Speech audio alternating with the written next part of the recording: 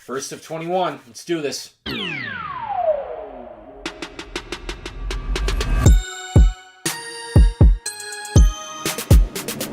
Hey guys, welcome to my Road to Avengers Endgame series where I review every single MCU movie leading up to Avengers Endgame on April 26th.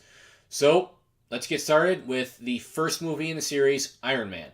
So Iron Man stars Robert Downey Jr. as Tony Stark, who's a man who's kind of a carefree, eccentric billionaire who has a near-death experience and is kind of forced to change his perspective on life, and that has some effects on the people around him, and a lot of things change. So starting off with the big thing here, Robert Downey Jr., he's perfect as Tony Stark. He was born for this role. Either that or he's just playing himself. Either way, it works so well. You can't imagine anyone else doing this. The guy is just so funny. He's so charismatic. He's so charming. He has perfect chemistry with everyone he's around. And the guy is... it doesn't feel like he can do any wrong when it comes to this character.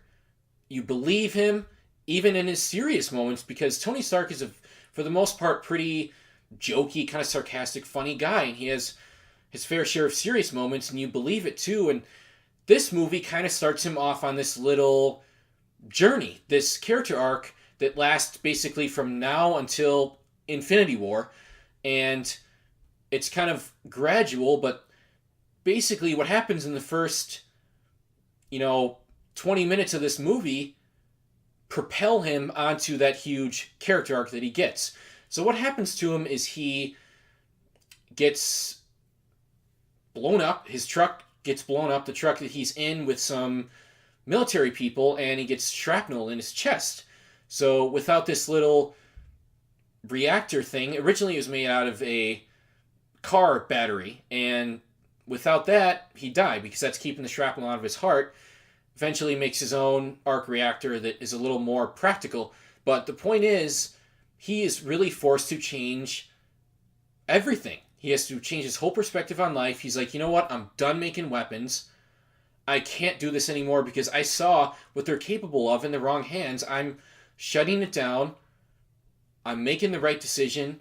And I'm going to stop this destructive stuff. And who gets in the way is his business partner, played by Jeff Bridges, Obadiah Stane. And it takes a while for us to realize what's really going on. And spoiler, because I'm going to get into spoilers in this video, Obadiah Stane is the bad guy.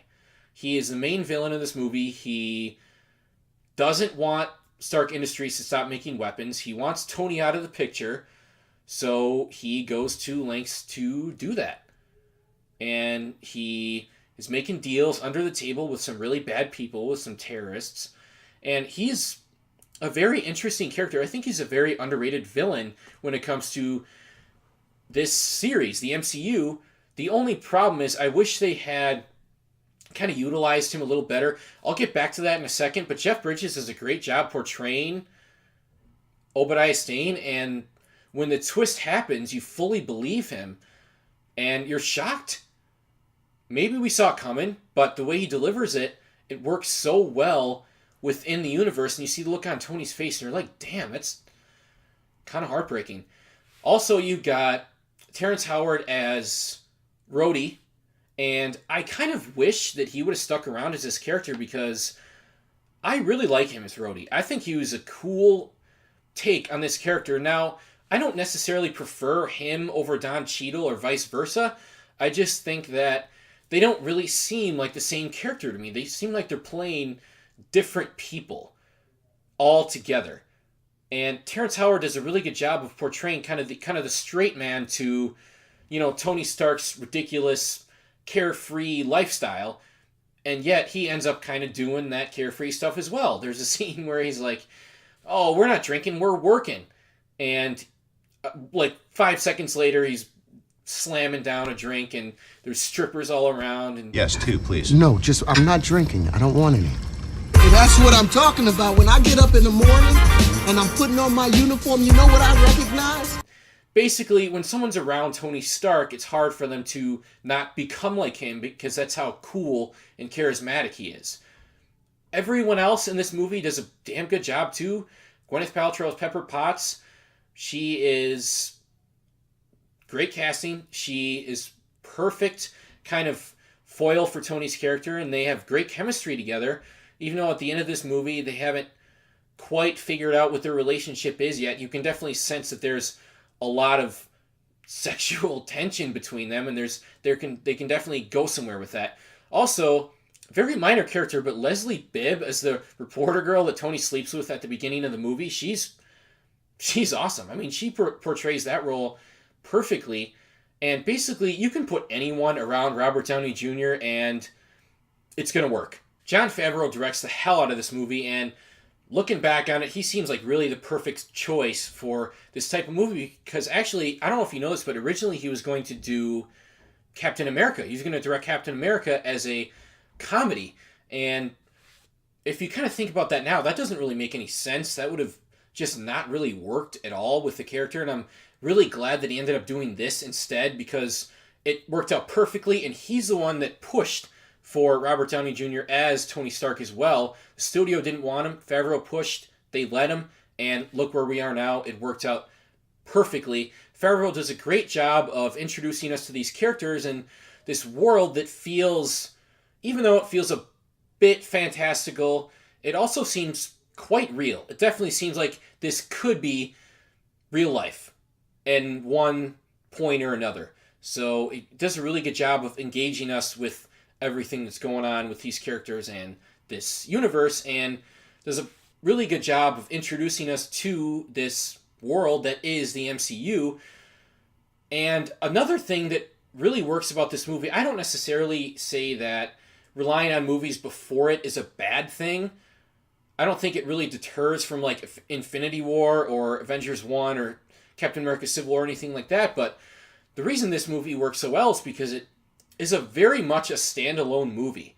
And that's kind of the way we were all viewing it at the time. I didn't know that this was going to be some kind of big universe starting movie. I had no idea. I didn't even stay for the after credit scene when Nick Fury showed up. I had no clue what was going on here, and I'm glad that it turned into what it did, because who knows what would have happened had this movie not succeeded as much as it did.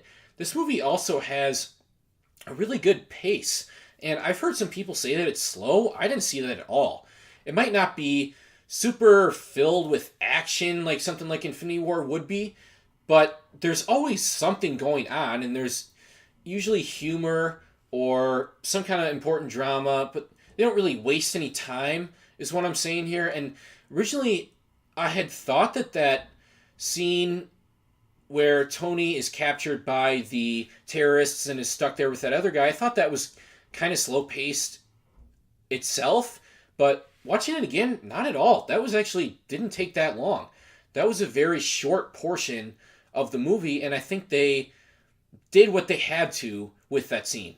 Now, as far as the negatives go, there's really only a few things here. And they kind of are run together because they kind of happen at the same time. So what I'm talking about is the last third-ish of the movie. It starts to fall off a little bit.